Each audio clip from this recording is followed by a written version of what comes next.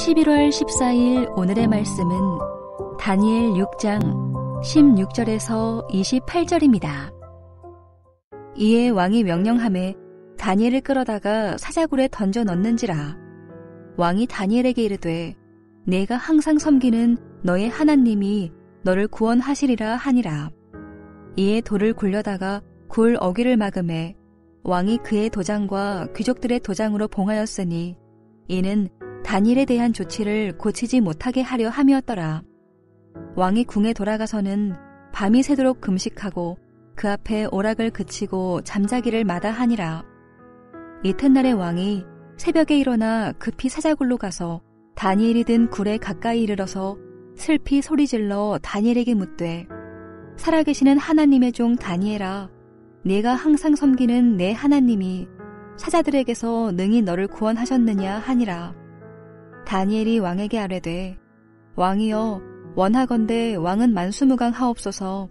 나의 하나님이 이미 그의 천사를 보내어 사자들의 입을 봉하셨으므로 사자들이 나를 상해하지 못하였사오니 이는 나의 무죄함이 그 앞에 명백함이오며 또 왕이여, 나는 왕에게도 해를 끼치지 아니하였나이다 하니라. 왕이 심히 기뻐서 명하여 다니엘을 굴에서 올리라 하매 그들이 다니엘을 굴에서 올린즉 그의 몸이 조금도 상하지 아니하였으니 이는 그가 자기의 하나님을 믿음이었더라. 왕이 말하여 다니엘을 참수한 사람들을 끌어오게 하고 그들을 그들의 처자들과 함께 사자굴에 던져 넣게 하였더니 그들이 굴 바닥에 닿기도 전에 사자들이 곧 그들을 움켜서 그 뼈까지도 부서뜨렸더라. 이에 다리오 왕이 온 땅에 있는 모든 백성과 나라들과 언어가 다른 모든 사람들에게 조서를 내려 이르되 원하건대 너희에게 큰 평강이 있을지어다. 내가 이제 조서를 내리노라. 내 나라 관할 아래에 있는 사람들은 다 다니엘의 하나님 앞에서 떨며 두려워할지니 그는 살아계시는 하나님이시요 영원히 변하지 않으실 이시며 그의 나라는 멸망하지 아니할 것이요 그의 권세는 무궁할 것이며 그는 구원도 하시며 건져내기도 하시며 하늘에서든지 땅에서든지 이적과 기사를 행하시는 이로써 다니엘을 구원하여 사자의 입에서 벗어나게 하셨음이라 하였더라. 이 다니엘이 다리오 왕의 시대와 바사 사람 고레스 왕의 시대에 형통하였더라.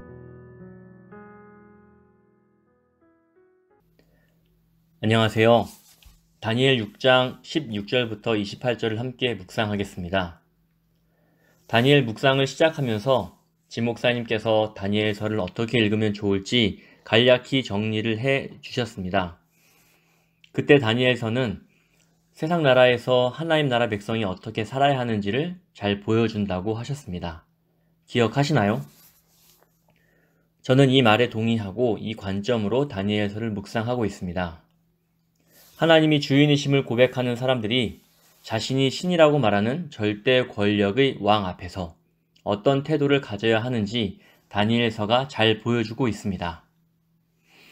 그것은 새 친구가 3장에서 보여주었던 것처럼 하나님께 신실한 모습을 가져야 합니다. 우리가 오늘 묵상할 6장도 그러합니다.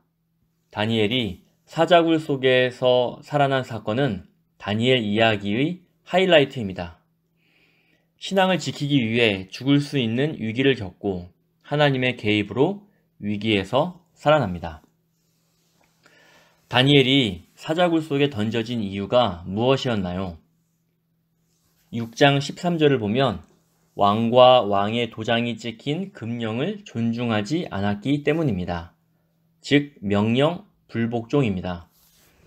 30일 동안 다리오 왕 외에 다른 신에게 무엇을 구하면 안 되는 법이 만들어졌고 다니엘은 이를 어겼습니다. 그렇다면 왜 이런 법이 만들어졌을까요? 6장 4절을 보면 다리오 왕이 다니엘을 총리로 세운 것에 대해 다른 총리들과 고관들이 마음에 들지 않았던 것 같습니다. 이들이 다니엘을 사로잡혀온 유다 자손이라고 부르는 걸 보니 포로였던 그가 자신들의 자리를 빼앗았다는 것에 대해 불만을 가졌던 것으로 추측해 볼 수 있습니다. 시기와 질투가 있었던 것이지요. 총리와 고관들은 왕의 명령을 어긴 다니엘을 2번이나 고발합니다. 다리오 왕은 다니엘을 살려주려고 마음을 쓰고 힘을 다했지만 어쩔 도리가 없었습니다. 어쩔 수 없는 상황에 몰린 왕은 다니엘을 사자굴에 던져 넣으라 명령을 내립니다. 그런데 다니엘을 사자굴에 던져 넣으라 명령하는 그는 다니엘이 살길 희망하고 있습니다. 그 희망의 근거가 무엇입니까? 다니엘이 섬기는 하나님께 기대하고 있습니다. 왕은 다니엘을 사자굴 속에 던져 넣고 궁에 돌아가서 밤이 새도록 금식합니다. 무엇을 위해서 그랬을까요? 다니엘이 섬기는 하나님이 그를 구해주시길 바라면서 그랬습니다. 다리오의 금식이 영향을 미쳤는지는 알 수 없지만 마음만큼은 진심으로 다니엘을 아꼈던 것처럼 보입니다. 진작에 위험한 법안을 통과시키지 않았으면 좋았을 텐데요. 그렇지만 뒤늦게라도 책임지려 하는 모습은 오늘 지도자들이 배울 점입니다. 그런 면에서 다리오 왕은 종교적으로, 정치적으로, 긍정적으로 보입니다. 이때 다니엘을 살리기 위해 하나님께서 개입하십니다. 하나님께서 천사를 보내어 사자들의 입을 막으셨습니다. 다니엘은 무사했던 반면 다니엘을 고발한 자들은 일가족이 모두 사자에게 잡아먹힌 것을 보면 하나님의 개입하심으로 일어난 일이라는 것이 명백해집니다. 성경은 하나님께서 다니엘을 살리신 이유를 23절에서 말합니다. 그 이유는 다니엘이 자기 하나님을 믿었기 때문입니다. 다니엘 3장에서 세 친구는 풀무불 속에 들어가 죽더라도 신상에 엎드리지 않겠노라고 분명하게 말하고 있어 그들의 믿음이 무엇이었는지 다 잘 드러납니다. 그런데 다니엘 6장은 다니엘의 믿음이 무엇인지 명시하고 있지 않음에도 그의 믿음이 그를 살렸다고 평가합니다. 사자굴 속에 들어가야 하는 과정에서 다니엘은 한마디도 하지 않습니다. 다만 그의 믿음을 6장 10절에서 추측해 볼 수 있습니다. 10절을 제가 읽겠습니다. 다니엘이 이 조서에 왕의 도장이 찍힌 것을 알고도 자기 집에 돌아가서는 윗방에 올라가 예루살렘을 향한 창문을 열고 전에 하던 대로 하루 3번씩 무릎을 꿇고 기도하며 그의 하나님께 감사하였더라. 10절을 보면 왕의 명령을 어기는 행동임을 알고도 기도했으며 이 행동에는 죽을 각오까지 했다고 볼 수 있습니다. 다니엘은 훌륭한 믿음을 가진 사람이었습니다. 그리고 그의 믿음이 그를 살게 했습니다. 다니엘 3장을 묵상하면서 지 목사님께서 하나님을 믿는다고 모두가 죽을 위기에서 살아나는 것은 아니라고 말씀해 주셨습니다. 그렇습니다. 현실 세계에선 믿는 자들이 죽는 경우가 많습니다. 생명을 살리시는 권한은 하나님 아버지께 달려있고 이는 우리의 영역을 벗어나는 일입니다. 그렇다면 다니엘 3장과 6장은 이스라엘 민족에게 무엇을 말하려고 했던 것일까요? 이것이 오늘 본문 묵상의 핵심이 될 것입니다. 다니엘을 질투했던 지도층은 다니엘을 고발할 근거를 아무것도 찾지 못했습니다. 이는 국가의 법적인 측면에서 그렇다는 것이지요.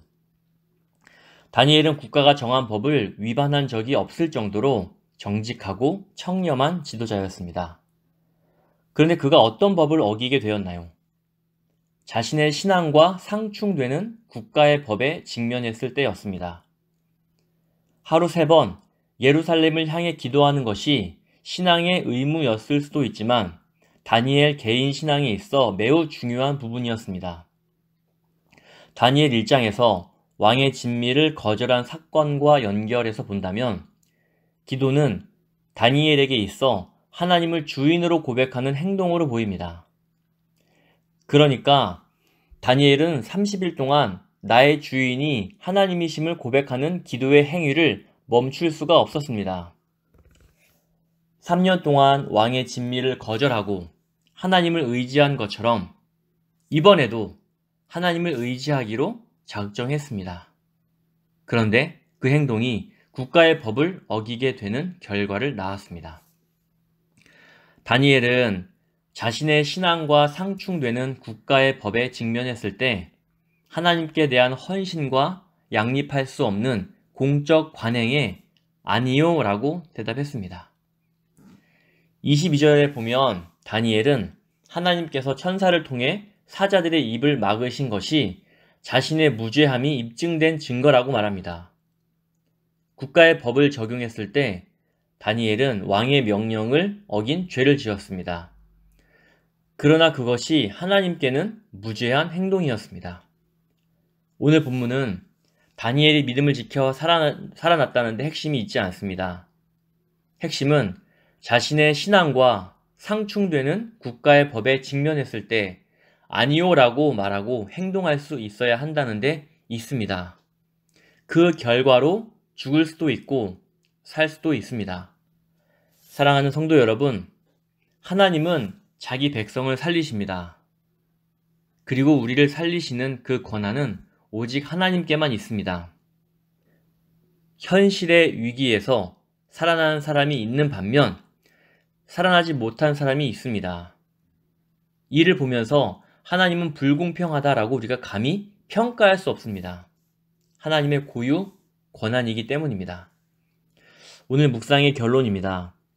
하나님의 백성은 그분께 신실하게 반응해야 하며 이것과 양립할 수 없는 상황에서는 아니요라고 대답할 수 있어야 합니다. 그리고 그 결과는 우리의 주인이신 하나님께 맡기는 것입니다.